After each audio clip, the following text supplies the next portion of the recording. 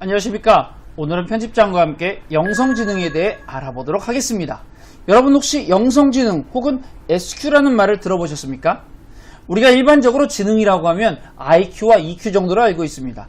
IQ라는 건 학습 능력과 사회적 성공이라는 관점에서 논리적으로 얼마나 문제를 해결할 수 있는가 이것을 측정했다면 EQ는 자신과 타인의 감정을 잘 지각하고 조절해서 상황에 맞게 적절히 행동할 수 있는 능력을 가리킵니다. 다시 말해서 감정을 얼마나 잘 생산적으로 활용하고 조절할 수 있는가를 말하는 것이죠. 그렇다면 오늘 이야기하려는 SQ, 즉 영성지능이라는 것은 무엇일까요? 영성지능은 한마디로 인간의 존재, 삶, 행복 등에 대한 근원적인 가치를 추구하는 능력을 말합니다. 다중지능 이론의 창시자인 하워드 가드너 박사는 사람을 서열화하는 IQ에 반대하면서 사람의 능력을 8가지 다중지능, 즉 언어, 논리, 수학, 시각, 공간, 음악, 신체운동, 대인관계, 자기성찰 및 자연탐구 등 다차원적인 능력으로 구성되는 것으로 보았는데요. 캘리포니아 주립대 에먼스 박사는 여기에 모든 인간이 지니고 있는 영성을 우리 삶 가운데 적용하고 활용하는 정신적인 능력이 있음을 주장하면서 자신의 이론을 체계화해갔습니다. 신디 위글워스는 영성지능이 여러가지 지능 중 하나가 아니라 이것이 고도로 발달하면 잠재력의 다른 차원에 대한 지침과 방향의 원천이 된다고 봤고요. 경영사상가 중 하나인 도나 조와 같은 사람은 영성지능이야말로 인간 안에 있는 깊은 의미와 다시 연결되도록 도울 뿐만 아니라 이로 인해 우리 자신보다 더 큰 일을 섬길 수 있도록 이끌어준다라고 말했습니다. 이런 사람들은요, 스트레스 상황 가운데서 긍정적인 정서, 즉 사랑, 기쁨, 평화, 인내, 믿음, 선한 마음과 자기 통제 같은 것들을 잘 보여줍니다. 또한 이것은 개인만이 아니라 자신이 속해 있는 공동체 전체에 영향을 미치고 그들을 이끌어주는 능력이 되기도 합니다.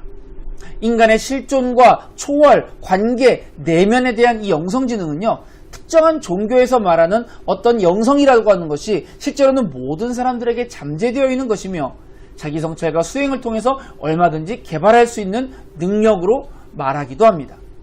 이것이 오늘날 영성지능에 대한 평가인 것이죠.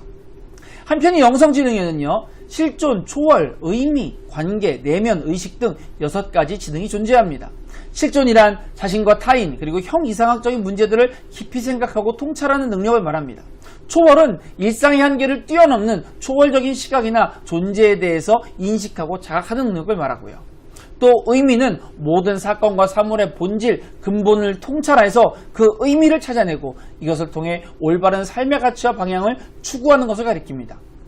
관계는 자신과 타인뿐만 아니라 모든 관계와의 조화로운 연결을 인식하는 시간을 갖는 것을 말하며 내면은 우리 내면에 존재하는 삶의 본질을 이루는 어떤 자원들을 활용하는 능력을 말합니다. 마지막으로 의식은 자신의 내면과 외적인 상황을 자각하고 고차원적인 상태로 인식하는 능력을 말합니다. 이 의식지능이 높은 사람은 그래서 문제의 본질을 쉽게 파악해서 복잡한 문제들을 잘 해결할 수 있죠. 이와 같은 영성지능은 종교에 국한된 것이 아니라 신성함을 경험하는 것, 또 그것을 경험하려는 욕구와 연결되어 있습니다. 그렇기 때문에 사피엔스의 저자인 유발 하라리는 인터뷰에서 현대인은 큰 그림, 빅픽처를 그릴 수 있어야 하며 특히 명상 등의 초월적 경험을 통해 나를 성찰하고 본질을 생각하는 시간을 가짐으로써 이 영성지능을 향상시켜야 된다고 주장합니다. 4차 산업혁명 시대에 세계를 이끌어갈 리더가 되길 원하십니까? 혹은 여러분들의 자녀가 정약용, 이순신, 세종대왕과 같은 위대한 인물이 되기를 원하십니까? 그렇다면 이제 IQ, EQ뿐만 아니라 영성지능의 존재를 깨닫고 매일의 삶 속에서 자기 자신을 돌아보고 정리하면서 실천을 결심하는 일을 통해 이 영성지능을 향상시켜 보시기 바랍니다.